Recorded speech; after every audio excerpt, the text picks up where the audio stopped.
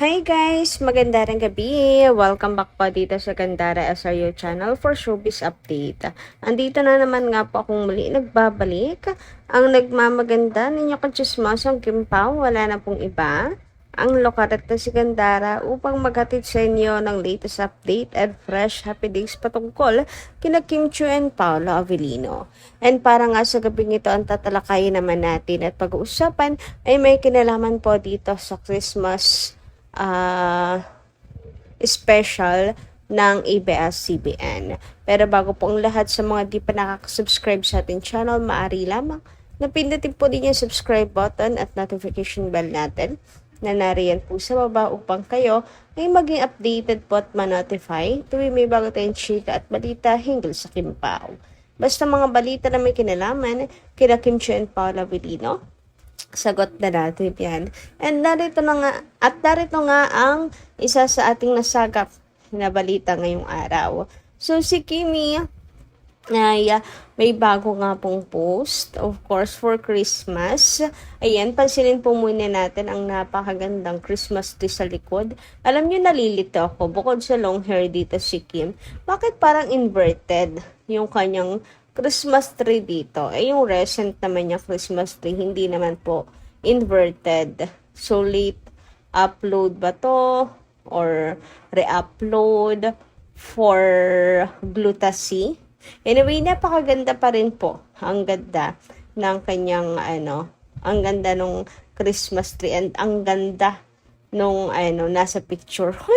Ang ganda ni Kimi. Anyway, so ito nga po ay for Glutasy, kung saan kitang-kita nyo naman nga kung gaano ka-fresh si Kimi. Grabe ganda naman yan. Parang walang pinagdadaanan. Fresh na fresh. And mapapasana all ka na lang talaga. Para bang hindi stress, di ba?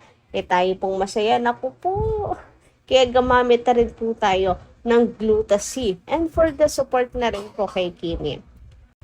Narito nga po ang post ni Chinita Princess. This Christmas, give your skin the love it truly deserves. With Glutasy, you get holiday care that protects, nourishes, and brightens para ready ka for every party, reunion, and regalo moment.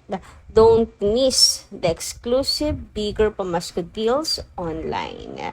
Ayan. Kaya para ready, pumarty, lalo na ngayon, December, diba? So, mag-Glutasy na. Samantala, dumako naman tayo ngayon sa mga reactions na ating taga-subaybay. Pag-usapan nga natin ang mga sentimento, komento, opinion ng mga taga-subaybay natin hinggil sa mga nagdaan or previous update natin. So, first comment pala po kay Ma'am Marlita Aria Rodriguez. Maganda rin gabi. Ayon dito, magandang araw, Gandara. Ano bang tawag sa mga taong mapanglait? Nakakalungkot kasi bakit parang dumadami ang mga taong mapanghusga? Alam nyo, Ma'am Merlita, anong tawag dyan? Dala ng pangangailangan. Charot. Dala siguro ng pangangailangan kaya todo bash talaga sila kay Kim. Nagdo-double time. Kasi meron silang kailangan na hindi, kumbaga ay papaldo sila kung sisipagan nila sa paninira sa Kim Pao. Parang ganon. Ewan ko ba? Yung iba kasi ginagawang po talaga ang Kim Pao. Kasi which is normal naman po yan sa showbiz, kasi nga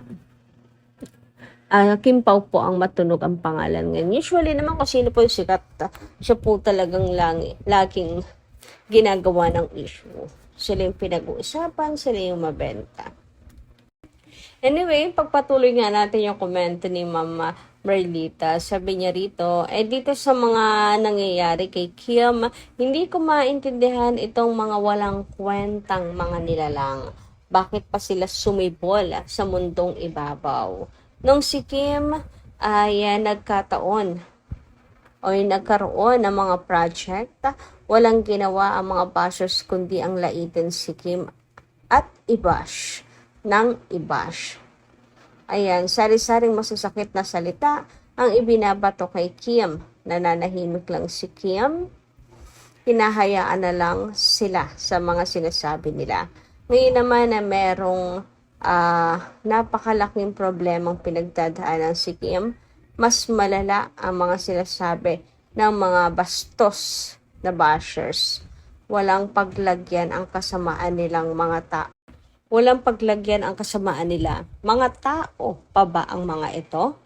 Lalo silang lumalala, ibang klase sila, walang takot sa Diyos. Ang mga sinasabi tungkol kay Kim, ang sarap nilang ipakulam, ang sama ng tabas ng mga dila ng mga bashers. Walang masamang ginagawa si Kim sa inyo. Wala kayong takot sa Diyos na ibabalik sa inyo ang karmang sinasabi ninyo. Masyado na kayong nagdidiwang sa mga pinagdadaanan ni Kim. Basta tungkol kay Kim, masaya man o malungkot, iisa ang ginagawa nyo. Ang laitin at pagtawanan siya. Dadating din ang araw na kayo naman ang dadanas kung ano ang pinagdadaanan ni Kim ngayon. Good luck sa inyo and sana ngay matupad yan na balang araw ay sila naman ang dadanas ng triple pa sana, no? Hindi lang yung basta dinadanas ni Kim ngayon. Triple sana ng pinagdadaanan ni Kim ngayon. Yung kanilang maranasan. Nako, magdilang anghel kayo dyan. Kasi nakakaano na rin po talaga eh. Sarap putulan ng sungay ng mga bashers na to. Humahaba talaga. Anyway, ayon naman po dito sa komento ni Ma'am Norma Dayag, magandang gabi. Ganda good PM. Ano itong nababasa ko na si Paolo ay may crush sa isang bini. Wow naman, Paolo. Remember, huwag mo nang itaon ngayon na may problema si Kimi. Hintayin mo na matapos.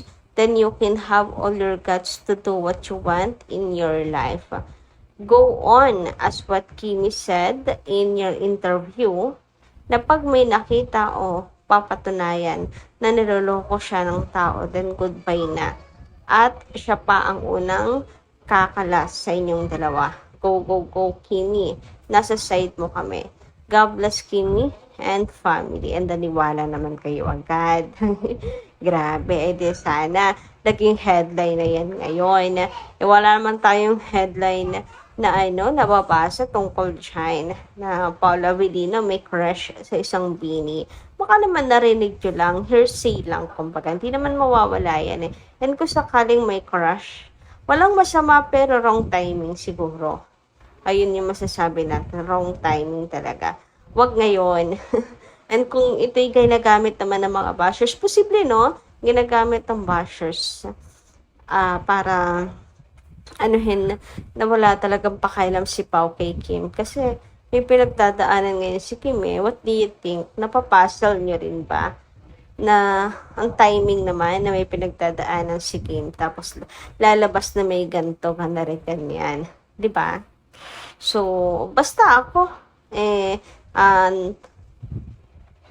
suporta lang sa Kim Pao at tiwala ang talaga. Sa Medtala, good news naman para sa Kim Pao Lancia. Ayan. At trending nga po sa buong bansa. Trending in Philippines ang Kim Pao. Grabe. Talagang araw-araw may slot ang Kim Pao sa X. Sa trending na sa buong bansa. Grabehan naman ngayon. Congratulations and thank you sa mga fans. Sa walang sawa po talaga. Ang dot-dot para mapatrend ang Kim Pao. Diba? Ang lakas ng Kim Pao, no? Inaaraw-araw na. Anyway, dumako naman nga tayo dito sa paghahanda na atin pong nasagap na balita. So, kasalukuyan nga daw po naghahanda na ang Kim Pao. Yes po, si Kim at saka si Paolo for Christmas special 2025. So, eto nga po, hashtag ABS-CBN Christmas Special 2025. Nakalagay po dito ay Kim Chu, pero wag kayo ha, at magkasama po ang Kim Pao dyan. So, grabe. Ayan nakakatawa po na alam niyo yun, yung mga trabaho ni Kim, way din yan para makalimutan niya yung kanya pong isipin. And thank you so much, Pao, na nandyan ka sa tabi ni Kimi. And pagkasama kayong dalawa for this special, ABS-CBN Christmas special. Good luck, Kim, Pao. And sana pa, huwag kang magbabago kay Kim. Hindi lang ngayon na may pinagdadaanan siya, even in her, pinakamasayang araw, pinakamasayang pangyayari sa kanyang buhay, sana nandyan ka.